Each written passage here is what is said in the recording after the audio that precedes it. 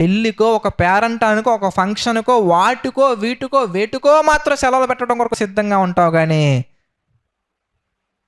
నిన్ను కన్న దేవుడు కొరకు, నిన్ను ఈ భూమి మీదకి పంపించిన దేవుని కొరకు, ఆయన్ని స్తుతించటానికి, ఆయన్ని ఆరాధించడానికి, ఆయన కొరకు బ్రతకటానికి ఒక అవకాశం నీ దగ్గరికొచ్చినప్పుడు, సారీ ఐయామ్ బిజీ అంటున్నావంటే, దేనిని నువ్వు ఆరాధిస్తున్నావు? దేని కొరకు నువ్వు ప్రయాసపడుతున్నావు?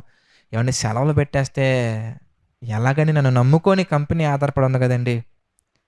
బ్రదర్, సిస్టర్, నిన్ను నమ్మి దేవుడు ఇన్ని విషయాలు నేర్పించాడు కదా బ్రదర్! నీ కంపెనీకి నమ్మక ద్రోహం చేయకూడదని నువ్వు ఆలోచిస్తున్నావు. బాగానే ఉందండి.